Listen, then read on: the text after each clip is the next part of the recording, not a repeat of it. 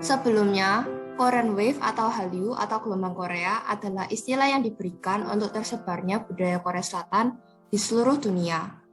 Korean Wave sangat populer melalui drama, musik, film, dan kebudayaan Korea Selatan yang lainnya secara global di berbagai negara di dunia.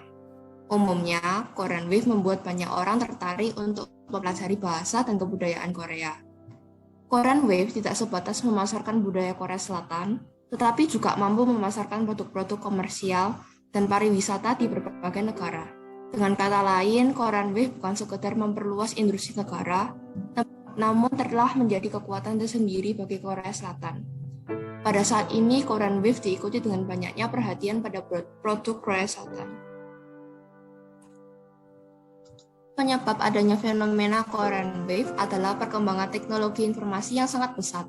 Perkembangan teknologi informasi yang pesat akibat adanya globalisasi menjadi faktor utama penyebab besarnya antusias penggemar terhadap Korean Wave di dunia.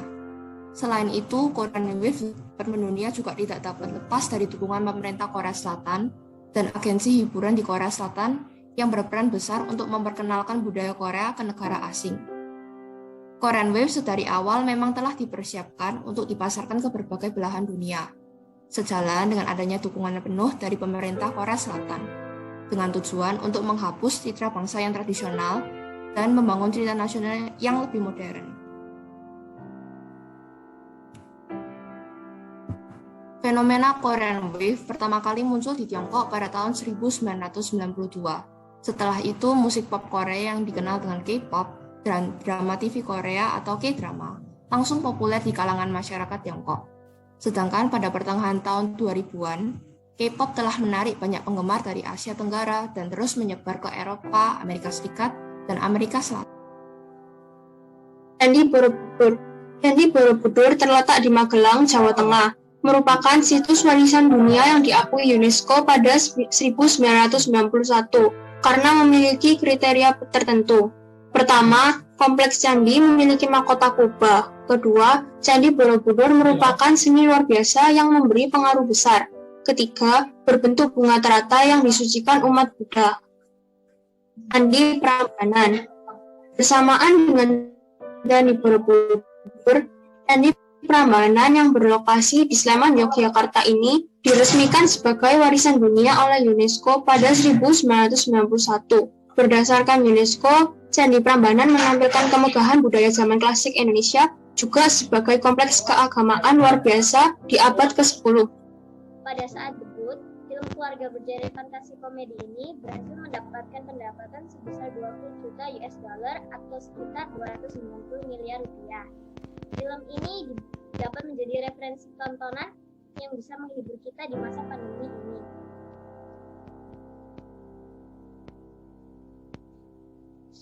Film yang dibintangi LeBron James ini menceritakan tentang pemain basket yang terkenal yaitu LeBron sendiri yang akhirnya masuk ke dunia kartun dan melewati banyak petualangan epik.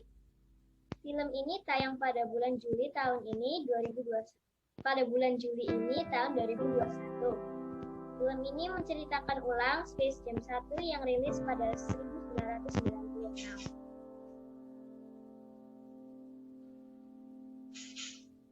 Dengan rilisnya film ini tidak membuat banyak orang datang ke bioskop, karena film ini dapat disaksikan di situs film ternama, salah satunya channel HBFilm.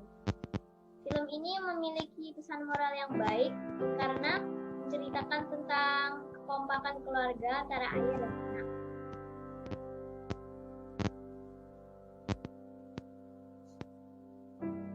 Jadi, film Space Jam ini menguasai box office dan hampir mengalahkan kepopuleran film Black Widow. Karena film ini banyak diminati semua kalangan umur, dari yang muda sampai ke tua. Terima kasih karena telah mendengarkan presentasi dari saya. Thank you and God bless you. Yaitu 3 jenis paket obat isolasi mandiri yang akan dibagikan oleh Presiden. COVID-19. Virus ini telah merenggut nyawa banyak orang. Banyak yang telah terkena virus ini telah mencari pertolongan dengan pergi ke rumah sakit dan mencari dokter. Tetapi ada beberapa orang yang datang ke rumah sakit sehingga mereka harus isolasi mandiri dengan sedikit atau tidak ada harapan akan sembuh dari virus ini. Jadi karena itu, pemerintah akan berusaha untuk membantu warga yang terinfeksi COVID-19 dan yang sedang melakukan isolasi mandiri. Untuk itu, pemerintah mulai membagikan sejumlah bantuan, baik berupa bahan pokok sembako melalui PKH, maupun lewat bantuan sosial tunai, serta bantuan paket vitamin dan obat-obatan untuk masyarakat yang menjalani isolasi mandiri. Untuk tahap awal ini, yaitu pada Kamis 15 Juli 2021, pemerintah akan membagikan sejumlah 300.000 paket berisi vitamin dan obat-obatan bagi masyarakat di Pulau Jawa dan Bali. Selanjutnya, pemerintah juga akan membagikan 300.000 paket yang sama bagi masyarakat yang ada di luar Pulau Jawa dan Bali. Ada 3 jenis paket obat isolasi mandiri yang akan dibagikan oleh Presiden. Oke, selamat pagi Miss Rina dan teman-teman. Saya Francisca Giovanni Anggasta dari kelas 8C nomor absen 13 akan berpresentasi mengenai teks berita kasus COVID-19 yang melonjak di Indonesia. Beberapa hari yang lalu, kasus COVID-19 di Indonesia mengalami kelonjakan tinggi dengan lebih dari 44.700 kasus baru dan lebih dari 1.000 kematian dalam satu hari. Selain itu, hal lain yang mengkhawatirkan adalah bahwa kelonjakan kasus COVID-19 ini terjadi setelah terlaksanakannya program vaksinasi COVID-19. Ini mengakibatkan terjadinya keramaian antara netizen Indonesia di sosial media, seperti Twitter dan Facebook. Di sosial media, banyak rakyat Indonesia heran akan kelonjakan kasus COVID-19. Beberapa orang berpikir bahwa kelonjakan tersebut dikarenakan vaksinasi COVID-19. Ini juga mengakibatkan beberapa rakyat menjadi takut akan vaksinasi COVID-19 dan meminta penjelasan dari Kementerian Kesehatan.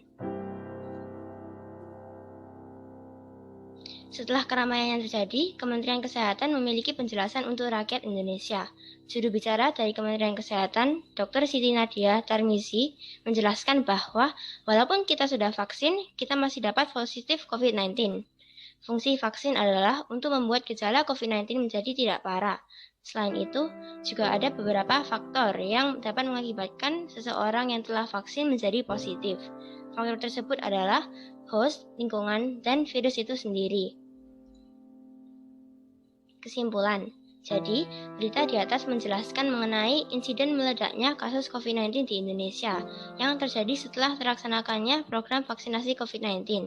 Ini mengakibatkan terjadinya keramaian di media sosial dan banyak kesalahpahaman di antara rakyat. Setelah itu, Kementerian Kesehatan mengeluarkan penjelasan mengenai masalah lonjakan kasus COVID-19. Mereka menegaskan bahwa fungsi vaksin bukan untuk menghilangkan COVID-19, tetapi untuk meringankan gejalanya. Jadi, walau sudah vaksin, masih tetap bisa positif. Inilah sumber yang saya gunakan untuk teks berita ini. Terima kasih telah mendengarkan. Tuhan Yesus memberkati. Hari ini kami presentasikan tentang lonjakan kasus COVID-19 di perbatasan China dengan Myanmar.